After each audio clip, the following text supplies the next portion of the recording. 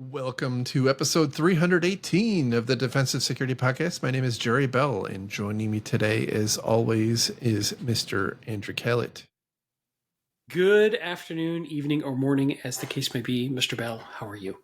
I'm great. How are you? I'm good. I see you're at your secret Southern Command location today. I am. I'm, in a different part of the facility. Sublevel 47, I believe. Correct. That's right. If I'm guessing correctly. It's a while to get down here. Yeah. Yeah, no, I get it, but it's secure and What it's all about. It'll be good. So, well, good. I'm glad that you're enjoying your nice beachfront compound today. Thank you. And just a quick thank you to our Patreon sponsors. Definitely appreciate you. And if you do want to become a Patreon sponsor, and with all of the luxurious benefits that affords you, you can do so at patreon.com/defensivesec. And we also have a link to that on our website, and I'll have it in the show notes as well. So thank you very much.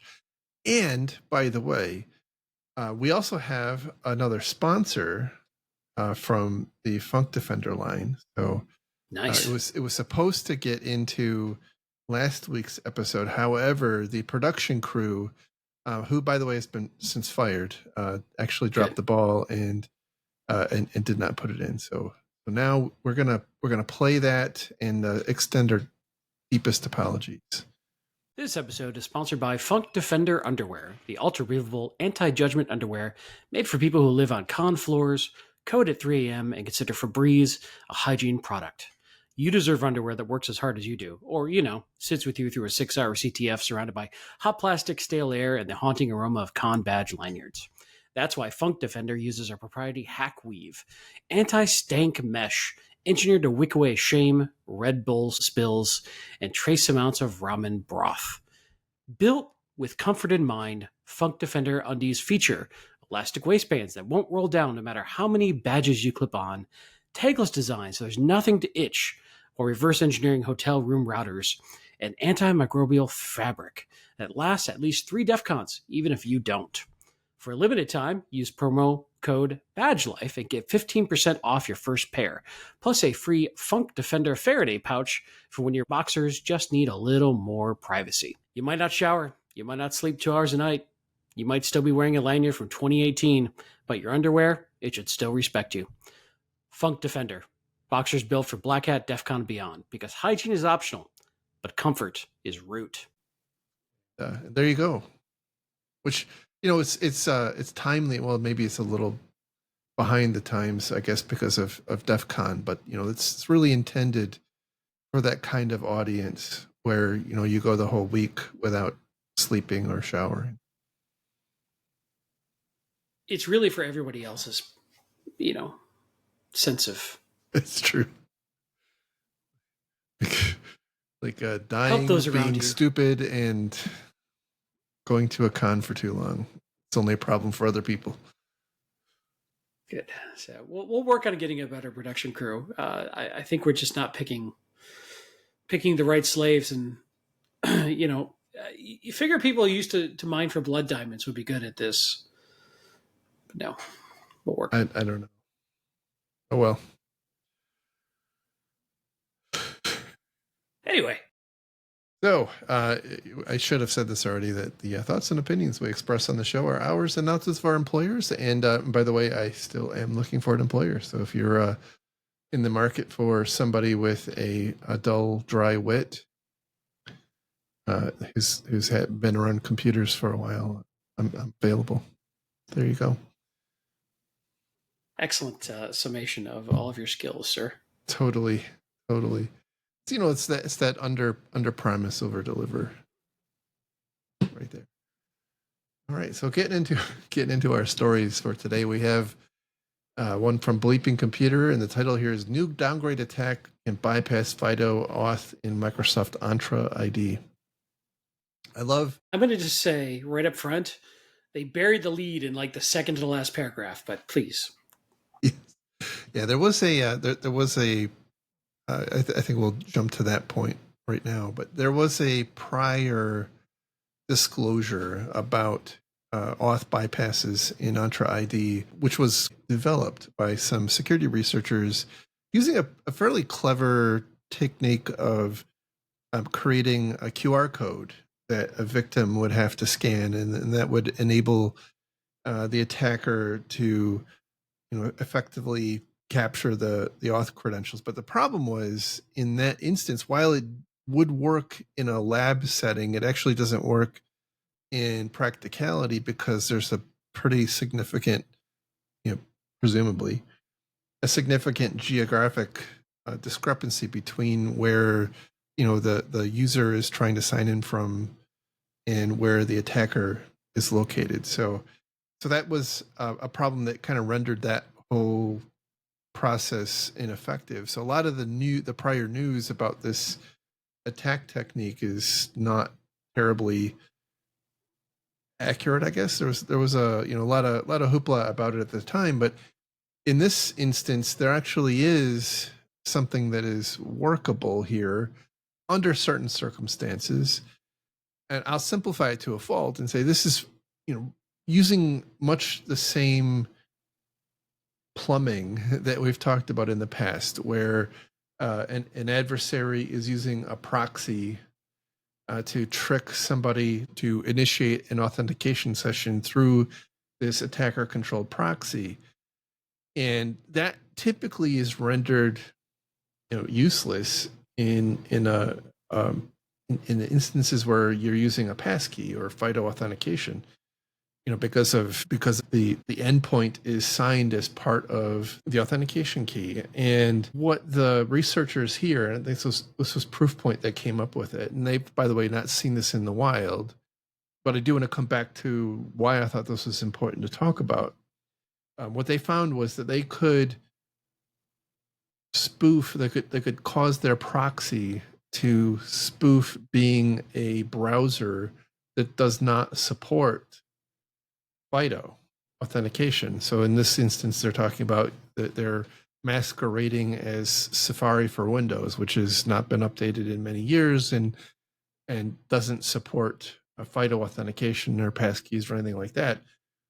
And so that, without additional, security settings and being locked down, will downgrade the authentication type and require a more traditional multi-factor, standard username, password, multi-factor token, or SMS, which the attacker can then use that proxy to capture the authentication token, usually in the form of a cookie, and then masquerade as the user successfully. And so that, is conceptually fairly, I think, hopefully fairly simple to understand. And they, as they point out in the article here, you really need to make sure that you're, to the extent you're able to, not permit authentication downgrades. And I think that's really important because when you look at the recent news, there's been a lot of attacks on passkeys and FIDO, but all of those attacks have been basically trying to work around it. Like, it's not a head-on attack. The adversaries here, or security researchers, as the case might be, are trying to find ways to circumvent that authentication by downgrading or what have you. So, I think it's important to understand that this isn't a problem necessarily with FIDO or passkeys by itself. It's highlighting that the attackers are really, I think, going to continue focusing on innovative and novel ways to trick you into authenticating through some other less secure means. Yeah, I think you covered it well. A couple of things that stood out to me is, in many cases, you've got a default configuration that's trying to be helpful by offering you to have a automatic fallback to that lesser secure authentication method. So, equated to like in the days of when we rolled out HTTPS 1.2. or TLS 1.2, I should say, for an HTTPS session. A lot of browsers or a lot of web servers, if a browser came in, it would ask them, hey, what can you support? And try to support the most secure thing. But you could configure it to fall back to TLS 1.1 or 1.0 or SSL. And you have to know to go turn that off because it's a convenience factor. It's a automation factor to allow interoperability. But if you and the controls are there, this is not necessarily a problem with this tooling. Like Entra ID is not broken; it has a functionality that is being offered to allow it to fall back to a less secure methodology to allow more clients to authenticate. So, but you can turn that off. You just have to know to turn that off. You have to know that this attack exists. Now, that does mean that if you have a client that can't support FIDO, you're going to block them. And that is probably the risk, right? That's the scary part that these people have is they don't want to break clients. So they've got to look at the logs and make sure everybody can support FIDO or whatever it is that, the most advanced authentication mechanism. But again, to your point, they're not the bad actors or like you said, the researchers in this case are not necessarily going after the core protocol. They're going after weaknesses around it. Kind of like most encryption attacks aren't going after the core encryption protocol or algorithm. They're going after implementation or methodologies around it to break it. So I think this is one of those that this is probably such a deep in the weeds setting that you really have to know what you're doing to go know the implication of that particular setting on that particular one tiny little area of one of many, many, many pieces of your technology stack, which can be hard. It can be hard to know how to do all that. So, it's an interesting example of really having the wisdom to understand what all of these settings and configurations mean and having a security mindset as an admin, right? Because if you're an admin and you're judged on, hey, uptime and usability and capability, and you see something like this that looks scary, like I might block out some of your clients, you're not going to be super comfortable turning that on. That was a big problem with in your example of the TLS 1.2. Like that was a large, there was a lot of people having a lot of heartburn about turning off older versions of TLS. And it wasn't just because of software updates. You had a lot of embedded devices out there that you couldn't update that were still existent in the environment. At the time, for instance, I worked at a financial institution that was doing credit card processing type work. And that was a big problem of PCI was pushing to get it up to a certain level, but you had all these machines out in the world that couldn't talk that level. And so this was this big conflict going on there. So yeah, it can be a problem. You can get creative in ways of solving it, but this is one of those things where it makes me think that you need to be doing regular audits against standards and best practices from a security perspective against these tools, because the admins who are doing 1,000 things all day are not typically super security savvy, even if they're interested and they want to do things the best way they can. This kind of is an example of something that's just so down in the weeds that I wouldn't expect my average Microsoft admin to really know this well, and security's got to help them there. Yeah, and you're not going to find this in any sort of SOC 2 or ISO or this is it's such a as you said such a down in the weeds detail, and I think to another point you made, a lot of organizations do some periodic revalidation, but it's more in the spirit of like drift management, looking for configurations that have been changed accidentally or intentionally and need to be brought back into compliance. But that's different than reassessing whether something that was intentionally set a certain way should still be set that way. That's a really good point. I don't know that a lot of organizations do that, intentionally at least. It's a lot of work, especially when you're just trying to keep things running. But we have AI now, so like, I don't know why it's so How hard. how could I forget? Just AI, go fix it. We have all that AI stuff now. Like we should be super easy. My bad. This is why I should be replaced by AI because I forgot. Mm-hmm. Right.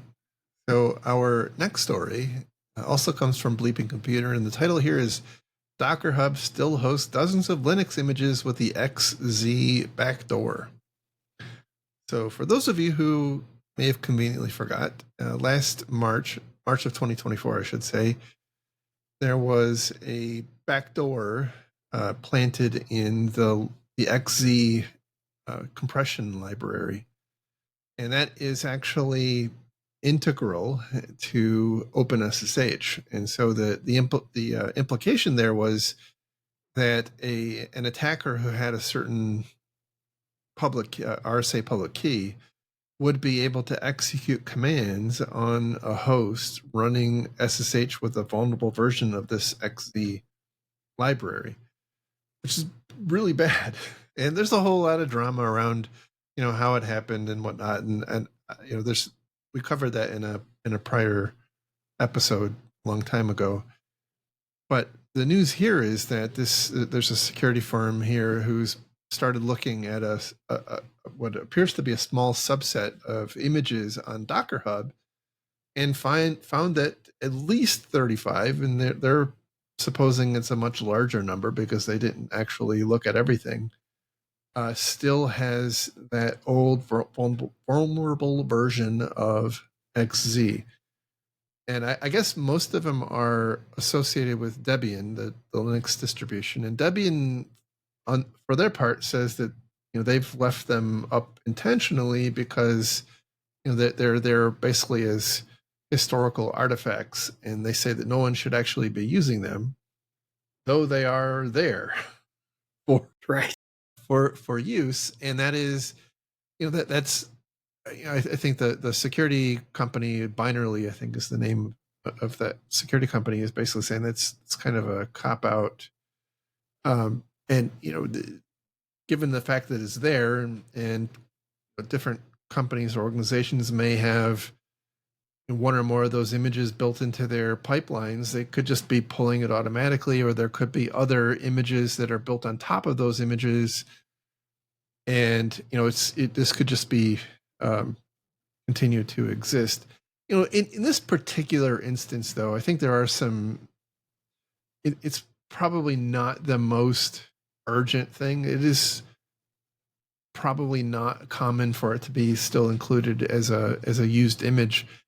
However, it's also not common for a Docker image to expose SSH to the internet. That's not you have to kind of go through some extra hoops to make that happen. So, but what I wanted to talk about was the larger problem here, and that is, I run a whole bunch of services, under the infosec.exchange banner, and a bunch of them run on containers, and so I've got some production like experience from a consumer perspective.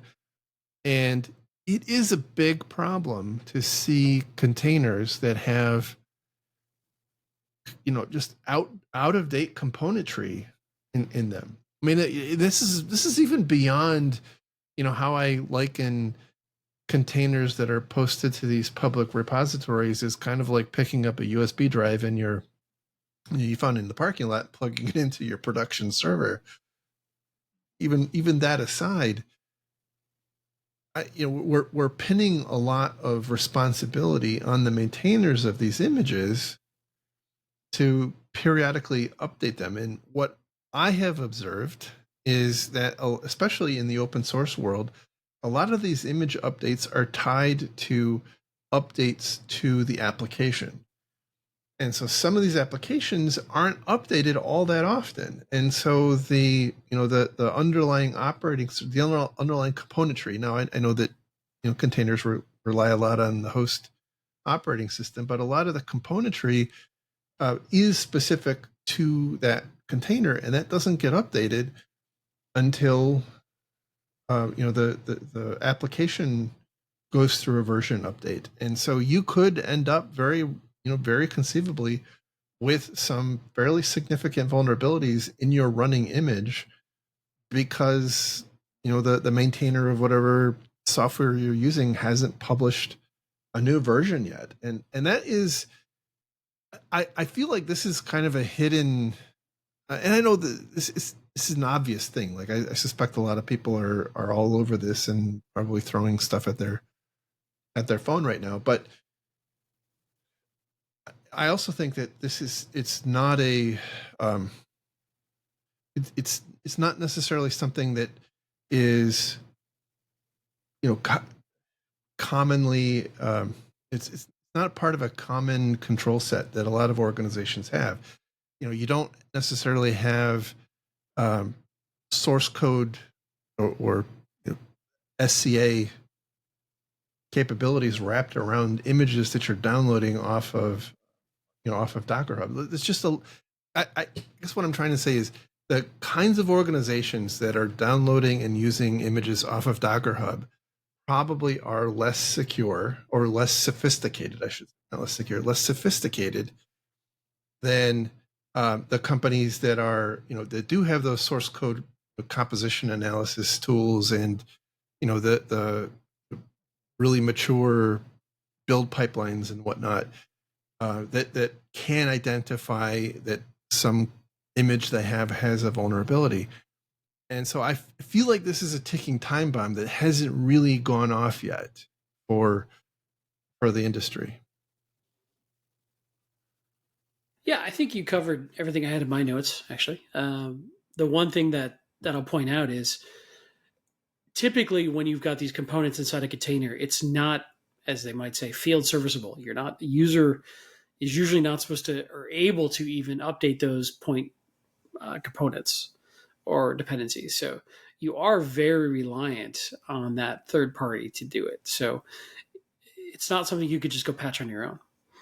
And it is an interesting problem. I don't know how often it's truly bit somebody, but it certainly could. Yeah, I can't think of any instances that it has. The best practice, and I think at this point a lot of organizations have kind of implemented the best practice where you don't let your containers run for very long. Like you're constantly downloading the latest version and recycling them, which is good. That can solve a lot of problems. But if the maintainer of those images isn't acting responsibly, A, you might not know about it, and B, it's not it's actually not necessarily fixing all the vulnerabilities that are there, and not all those vulnerabilities are going to be easily scannable depending on the set of tooling that you use. And I'll also say, by the way, this is something that I ran into, and I don't want to throw Red Hat under the bus, but I'm going to throw Red Hat under the bus.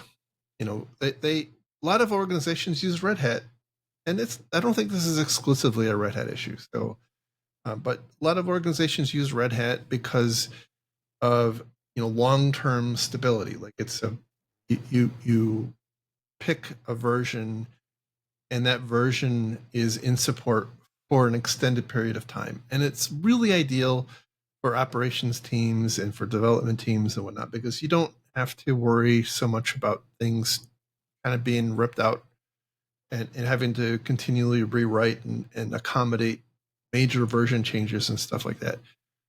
But at the same time, there's a lot of componentry, especially in the pre-built container images that Red Hat puts out.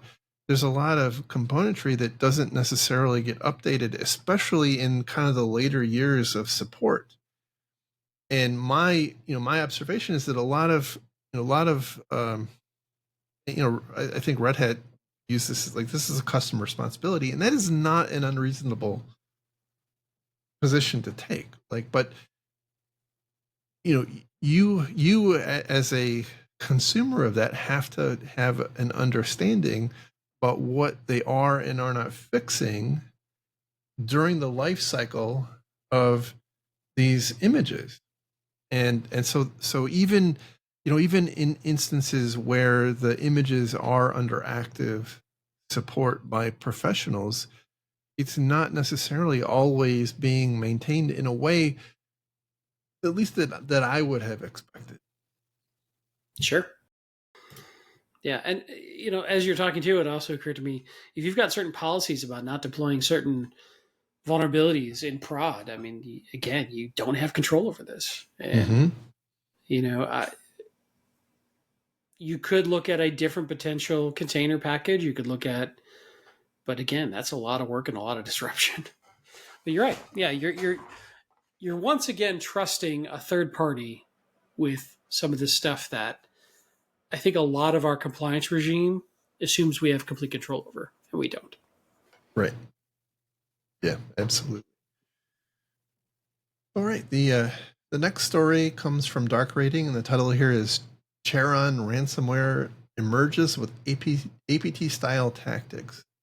There's a whole lot of gorpy details about how this particular ransomware works. It's pretty interesting. It abuses the Edge browser to load a malicious DLL, and that DLL decrypts what looks like a log file, but it's actually contains encrypted shell, actually twice encrypted shell code. And the net point of this, and what I thought we could spend some time talking about, is something we've talked about for quite some time, which is the tactics that these advanced adversaries develop don't stay in the domain of those advanced adversaries for very long. Like the kind of garden variety threat actors who are trying to get their ransomware pushed out are paying attention, right? And they're seeing what works. And so in this instance, the adversary here is taking actions that you would see associated with an APT group who wants to stay under the wire, who wants to stay or under the radar. They don't want to be detected, but they're using that technique to deploy ransomware, which by definition is gonna be detected.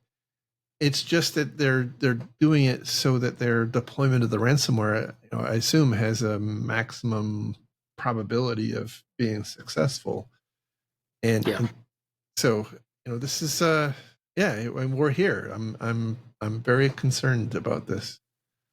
Well, it's a double-edged sword, I think, as these more commodity level threat actors start to adopt some of these more advanced techniques.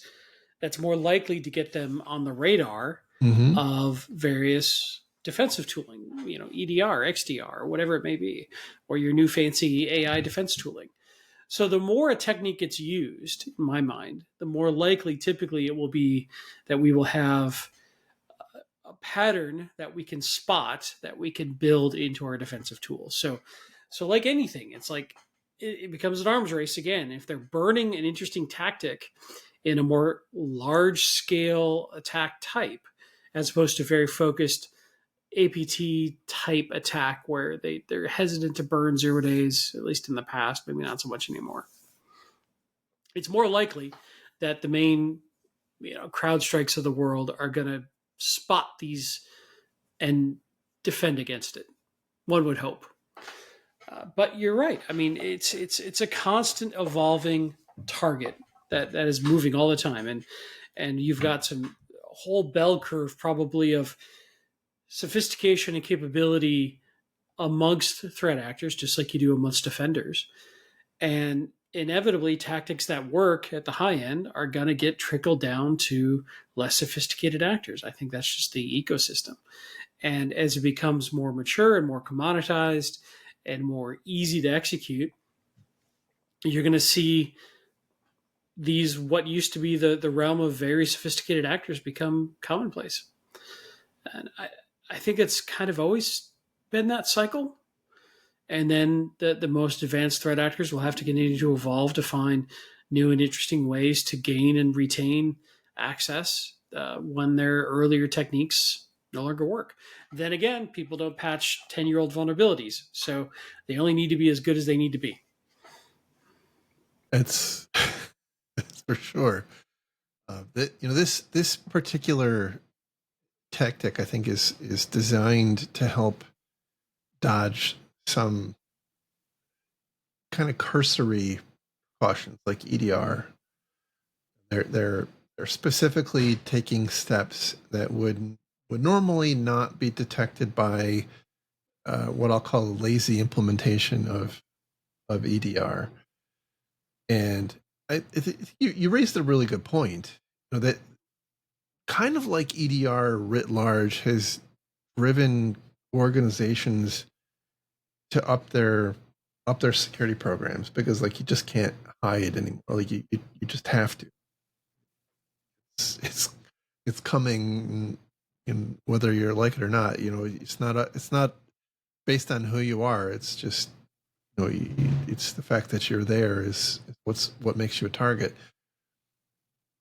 This is I think also going to cause organizations to have to implement precautions against some of these more sophisticated tactics that they aren't used to having to worry about. Like, if you're a greeting card company, you probably haven't had to worry about an APT actor. But now, if ransomware actors are starting to do this, then you probably do. So they do give a couple of recommendations, and that is limiting which binaries can load DLLs. Make sure that you're hardened against DLL sideloading. You want to make sure that whatever tooling you have is tuned so that it's looking for non-standard execution flows. So things like that are launching SVC host processes and that sort of thing. The challenge there is that, like so many other things, that requires, I think, a level of sophistication that is not necessarily within the grasp of a lot of organizations. And some of this, by the way, especially like limiting which applications can load DLLs, for any organization that has, like bespoke business applications, like this is going to drive you absolutely batty. Yeah, it's not a one-time thing either. You've got to constantly maintain that list. Right. It's going to change on a regular basis. Kind of like application control, where you the technology is there, but it's exceptionally hard to manage in a scalable way without lots of resources that we can't afford. Yeah, in the real world, the way this would go is you get it all nice and set up, and then some update happens or some business team adds a new piece of software that suddenly breaks because of your security controls, and they start yelling and screaming at IT, and that happens 2 or 3 times, and suddenly this nice, handy defensive technique is disabled. Yep. Story's old as time. Yeah.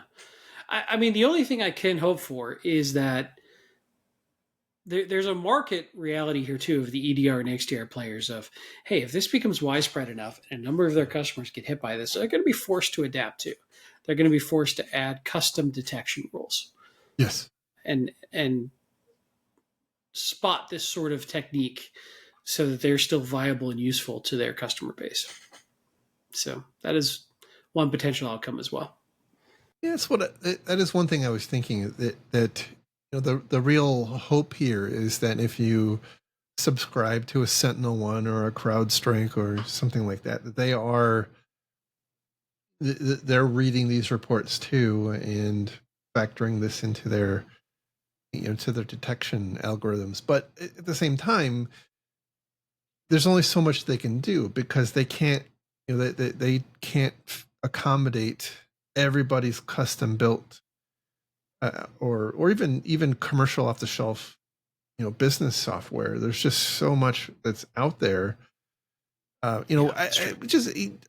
just look back to my own experience with CrowdStrike, and I think this is improving now with eBPF. But we were always in a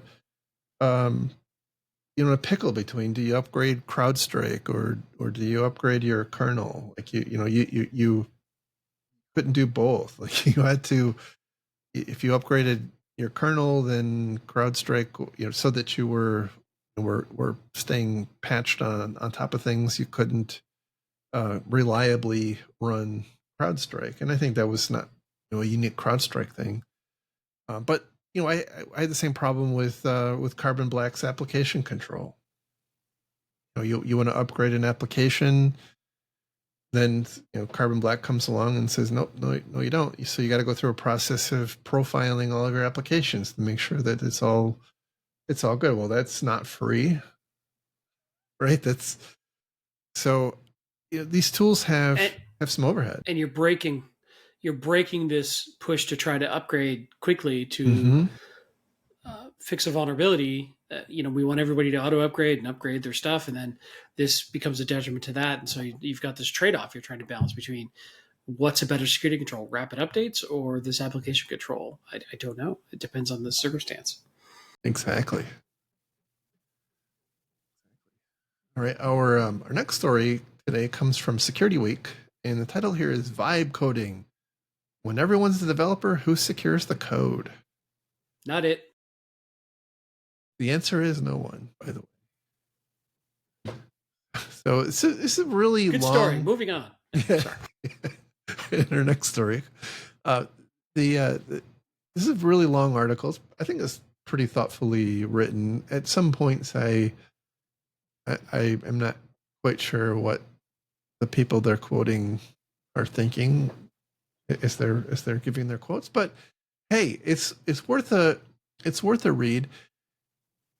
Is this title would lead you to believe that the conversation here is around the current reality, and I say it that way because this is going to change over time. The current reality is that software that's created through AI by people who are not professionals, and even some who are, tends to have have some number of security vulnerabilities of varying complexity.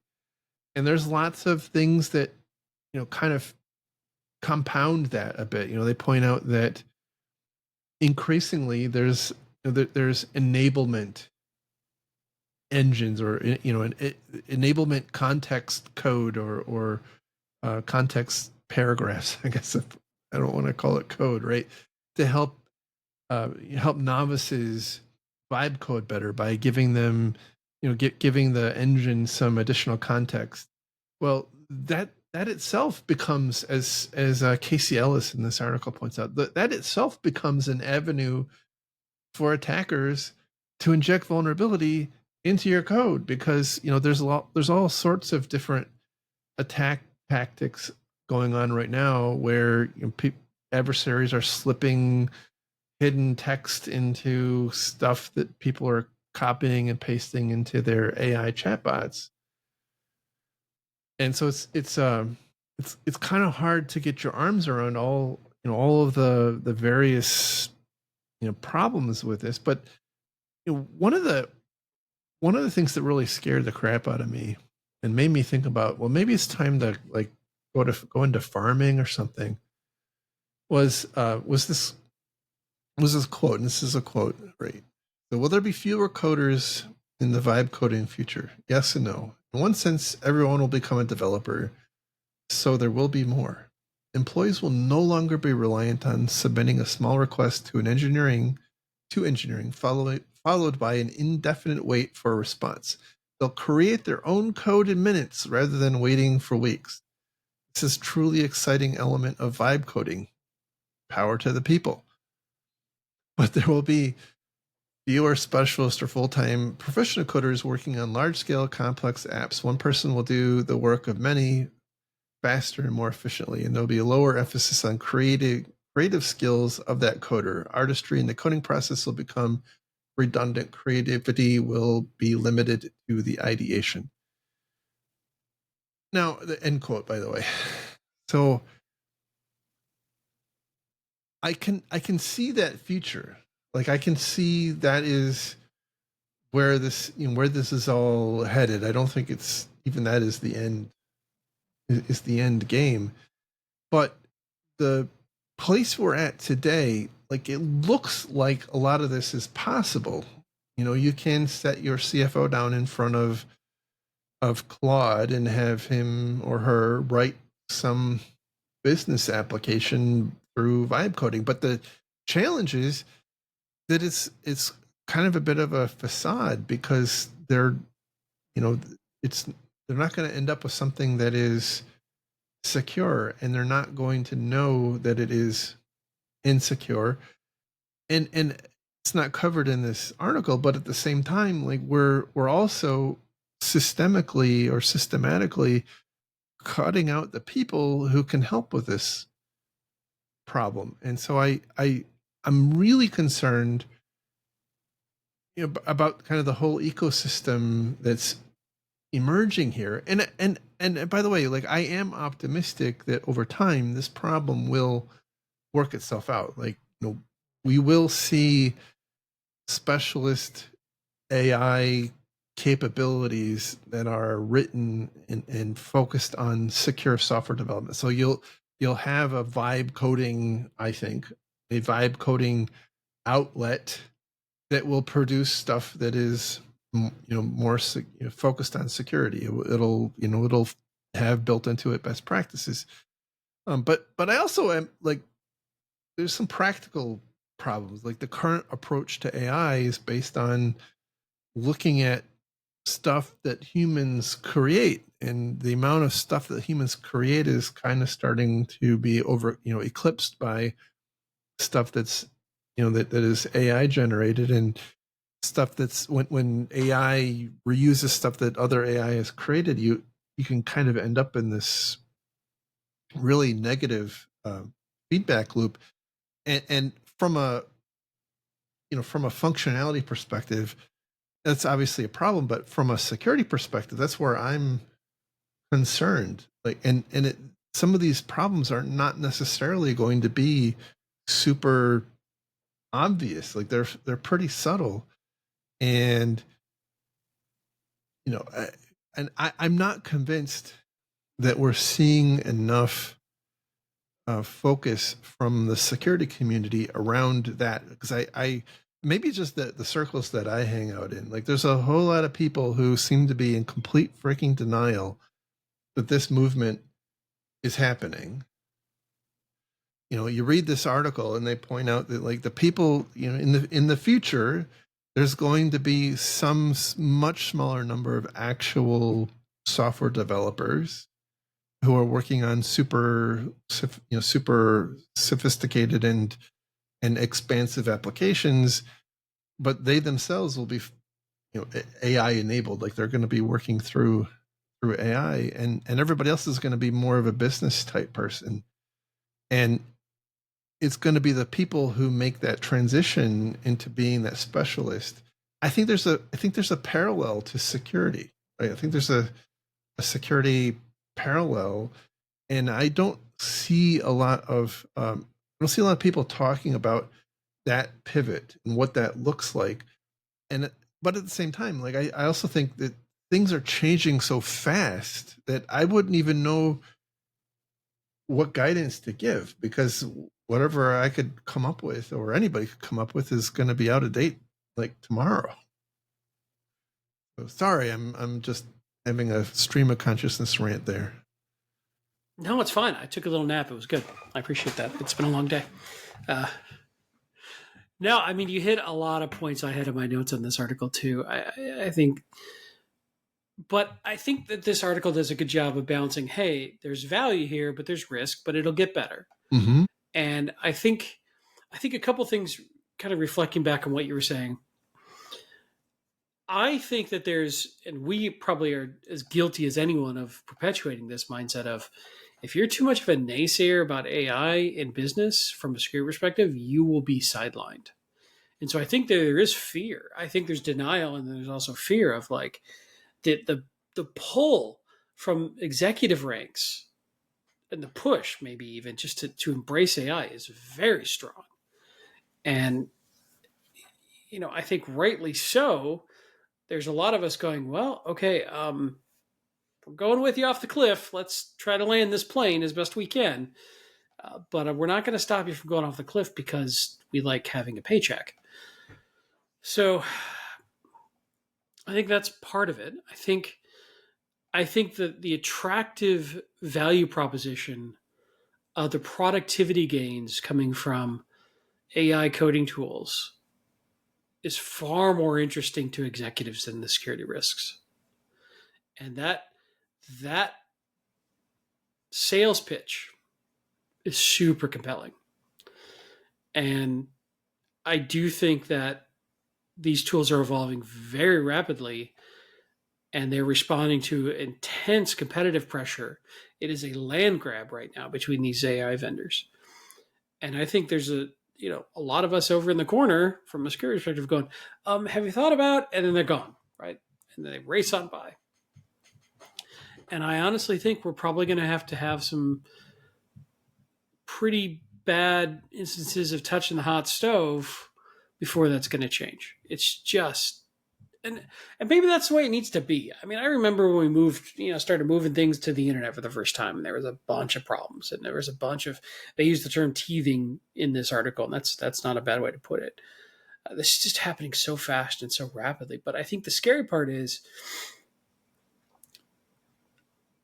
as much as I like the idea of democratizing and making it easier for anyone to participate at deeper levels in IT, I don't want to be a gatekeeper of that.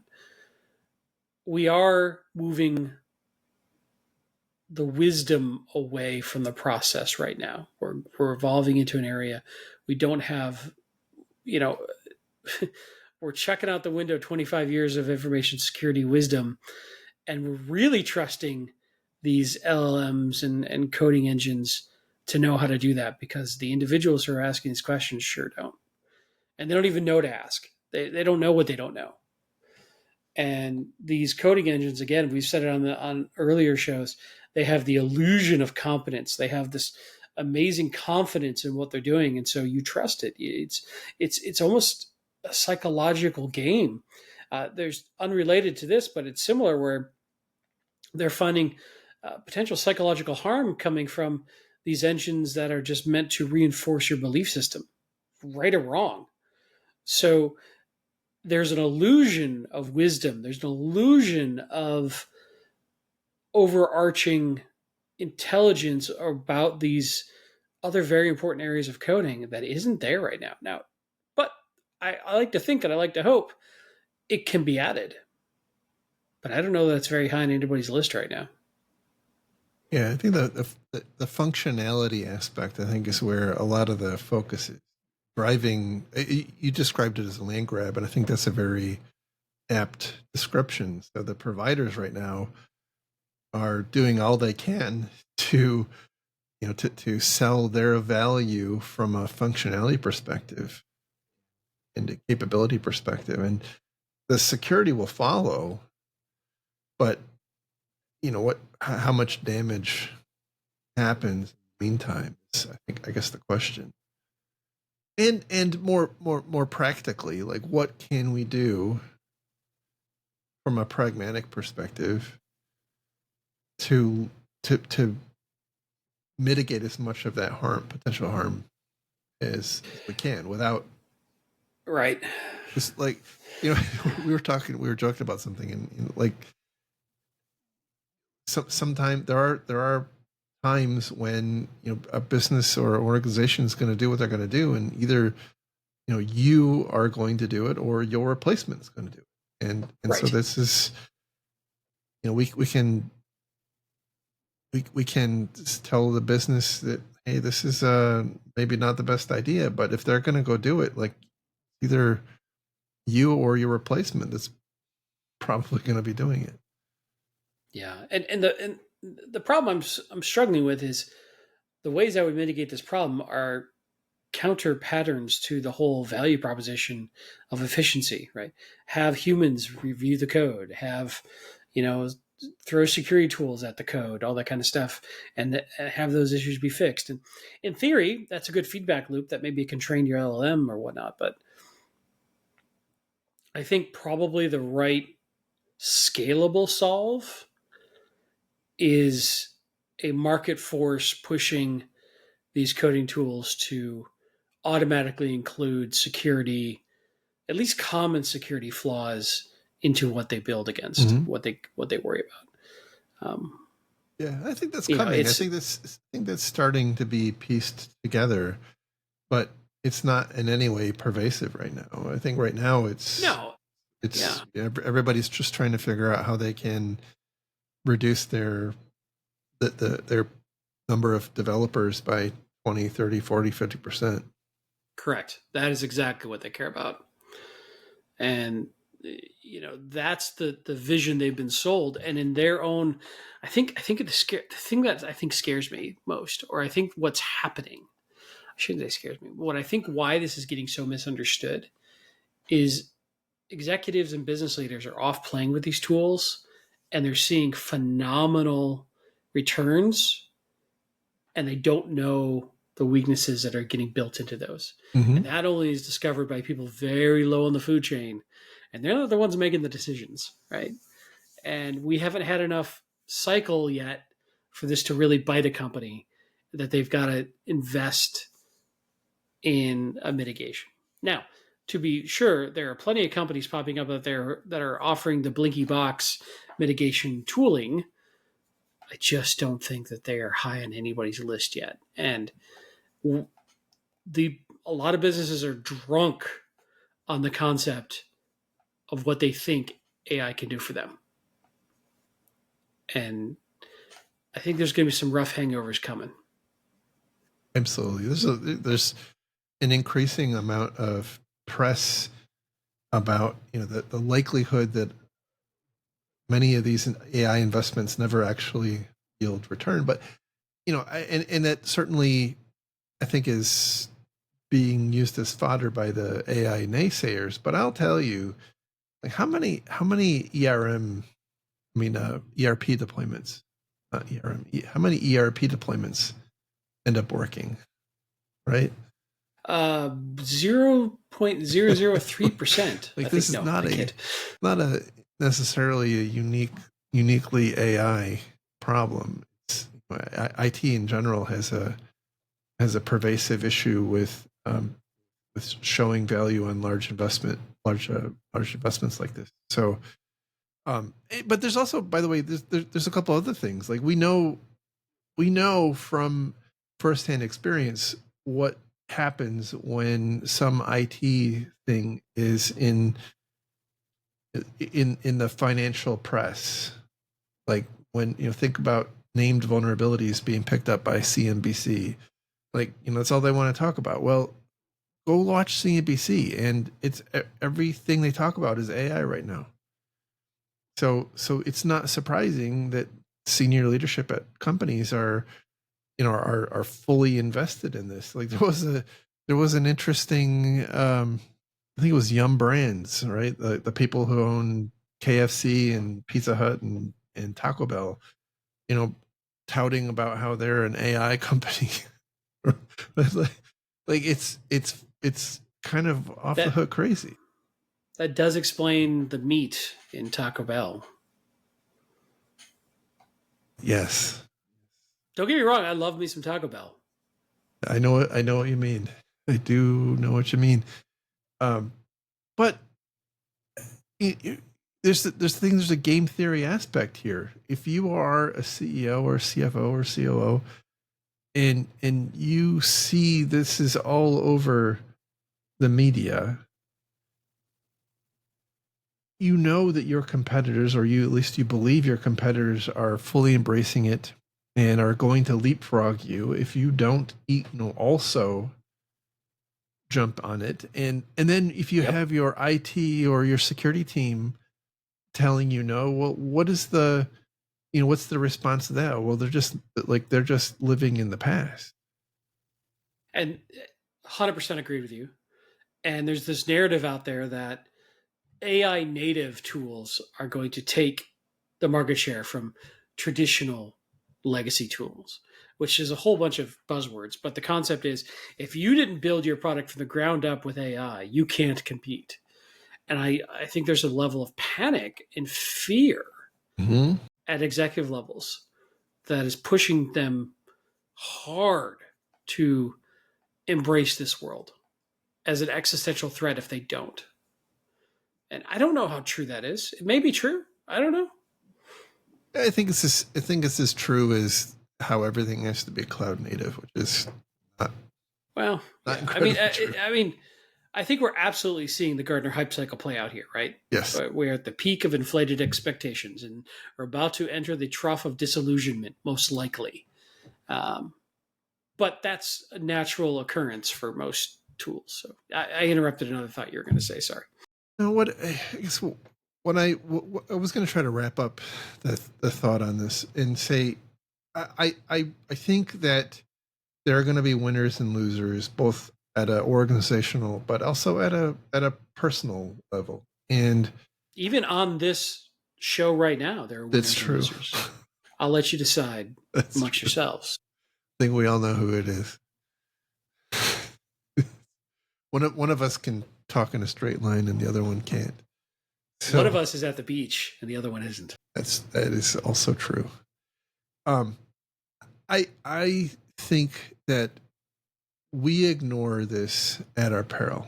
I mean, we can look at it and see that it has lots of warts, it has lots of problems, it creates lots of problems. But I think that we have to be realistic in our expectations about how this movement is being viewed by senior leadership. And we can either embrace it and continue to have jobs in the future, or not, and not.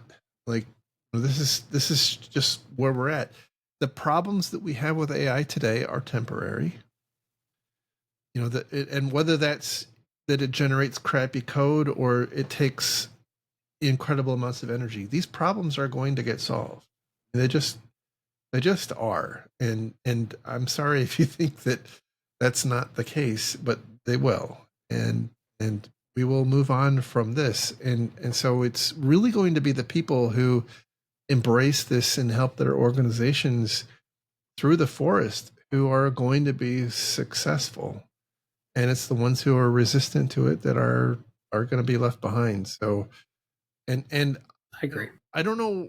I am concerned. Like I've helped many people get into this industry. And kind of like in the world of programming, I don't know that there's going to be as strong a need for as many security people in the future. There will be in the short term, like there's going to be a bubble, I think. But, because this is going to create new incident response jobs. Right. And application security jobs, maybe. Yeah, but over time, I think it's just like with software development, it's going to be the people who figure out how to best leverage AI and related technologies in the context of security that organizations are really going to be looking for in the future. So, put that into your personal plan and figure out what it means for you. My wisdom for the day. All right, the last story for today, and this is just a periodic reminder that this exists, that this is also from Security Week, and the title here is Inside the Dark Web's Access Economy, How Hackers Sell the Keys to Enterprise Networks. I can't tell you how many times I have had discussions with people, and like even as of late, who really are not aware of how industrialized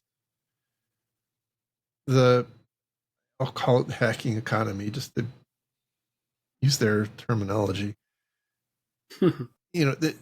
This is not a not like what it once was. It's not a we know from news articles that there's 17, 18, 19-year olds being arrested after hacking into some company from their basement, and that certainly is the case.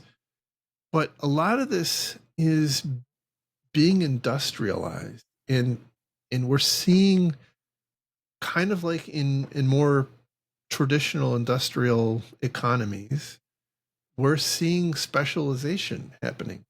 And so this article here is talking about what's called initial access brokers. And I think this is going to be rehashed for many people, and so if it is, I apologize, but I want to make sure that it's well understood that there is an economy for people who are very adept at the initial hacking or the initial intrusion of an organization, whether that's through phishing, whether it's through vulnerability exploitation, many, many, many, different avenues that we've talked about over the years. Perhaps bribery lately. Bribery, that's right. Just giving them a new job too. We've seen and talked about it all. It feels like, but indeed, there is an economy. There's a market for people who have established initial access into victim companies to sell that access to buyers who want to do whatever. Like there's an economy here where there are buyers who want access into illegal access into organizations for the purpose of industrial espionage, for the purpose of ransomware deployment, for the purpose of whatever, even nation state, like there's spying that is happens through access purchased on these markets too. So the point is, like, there are people and organizations who have become exceptionally good at identifying targets, and they're going after targets of opportunity, right? They're not necessarily just focusing on the biggest and juiciest targets, because their market is just getting in and putting that access up for sale. And yeah, so they troll around, find something vulnerable, get in, and then go market in a generic sense, without naming necessarily the company, on a form. Hey, somebody else, do you want access to a utility company in the Midwest that has X amount of employees that they just happen to stumble upon a way to get into? So they talk a bit about in the article, because it seems intuitive that law enforcement or security researchers or whoever could get access to these marketplaces and just tell the tell the victims, hey, like you have a problem. But as you just pointed out, it's quite often that you don't know, like when you're buying this access, you don't know who the victim is. You have as you said, you have an indication of what industry they're in, or maybe how large of a company they are, or what geographic location they're headquartered out of. But that's kind of it. And then they also have different methods of access that you can buy. So you can buy, like, they call them bundles, right? Where you can buy you can buy just domain credentials, or you can buy VPN access, or you can buy VPN access plus domain credentials. And I'm sure it's not said in this article, but I'm sure also that you can buy like web shell access, or reverse shell access, or things like that, that the initial access broker has set up. And my guess is that depending on the likelihood of that access persisting. They probably have different pricing schedules. I also thought it was very interesting. Oh, go ahead. Do you think like you get a punch card and like every 10th Like a access is free? frequent shopper card, like a Yeah, loyalty card. maybe. I don't know. Good question. I don't know. Look, they're businesses. They got to Innovation. market. They got to. Innovation. I really should go into marketing for bad guys. That's what I should do. That's right. So they talk about how there's a focus on the customers who are buying these initial access. They don't want to have to do anything more. Like they want they kind of want turnkey access. So they point Kind out of like I have to your mom. Oh, very nice. It's been a while. Welcome back. We had a request. It these the buyers of this access really want a turnkey solution. So they point out that selling access to a supplier of a target company doesn't actually buy a premium, even if that access might have kind of clear line of sight. They point out that like MSPs, managed services providers, don't demand a premium price, which is surprising, but makes sense. Yeah. When you get that the attackers are lazy, I understand that. Right. They want to be able to. I'm assuming, right? They want to be able to pay the money and then go and deploy the ransomware or whatever with the access that they just bought. They don't want to have to figure out how do I get from the MSP into these target organizations, even if like that could result in lots more customers, so to speak. They're looking for something that's much more turnkey. So yeah, it's I would fascinating. counter that. Like if you have a very specific target, you might have a different mindset, right? But this is a more generic marketplace. But like if I knew I was going after Bob's Budget Bait Shop and I knew that they used Phil's Budget MSP and I had a really strong incentive to get into Bob's, I might go buy access to Phil's. But I think that's a very specific use case that doesn't drive up enough movement and demand to drive a market price, I guess is what they're saying here.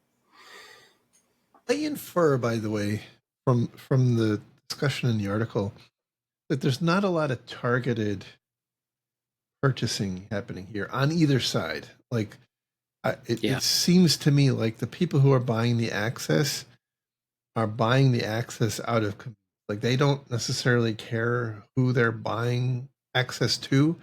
They want the opportunity to deploy their ransomware, like almost regardless of who it is, or steal the data, or whatever they're going to do. They don't care who it is, and so it seems like that has just evolved. The market economy for this has just evolved in that way. Like it's all targets of opportunity. And I'm going to guess that there's probably not in this marketplace, but I'm going to guess that there's also probably more specialist markets for, like, I want to get into ABC company. You can probably find some kind of specialist marketplace to help with that. But that's not what this story is about. Anyway, I thought it was interesting, an interesting reminder that like this exists. This is a problem, kind of like ransomware itself. This is not something that is targeted at a particular industry or type of organization. It is really just targets of opportunity that people can make money off of selling access to. And if you end up in this list, if you end up, your access is going to get sold, and you're not going to get a heads up necessarily that that somebody's broken in and your access to your environment is being sold. So Yeah. Yeah. I mean, the only upside I can see is if you've got an initial access broker who gets in, there's probably going to be some lag time before somebody else buys that and then does something with it. So if you can pick up that initial intrusion, you might have a Mhm. little window of opportunity to block them out before they start executing on whatever the next step is, maybe. Now, I have seen, by the way, and this is something that I have had experience with, um, where someone had seen that an organization I worked with, what had access that was being sold. And if you want to talk about one of the most infuriating kinds of investigations, because there's no details, like it. So just think about this: somebody comes to you and says, "Hey, I just saw there is access to your environment being sold on the market. I can't tell you. Great. I can't tell you what system it is. I can't tell you when it happened. I can't tell you what username it's associated with. I can't tell you anything. All I can tell you is that access to your environment is being sold." And your environment in this case is hundreds of thousands of hosts. Yeah. But even if it isn't, like it's think about think about that. That is a exercise in madness. And hence all of your current mental illness. And then you find out that it wasn't real.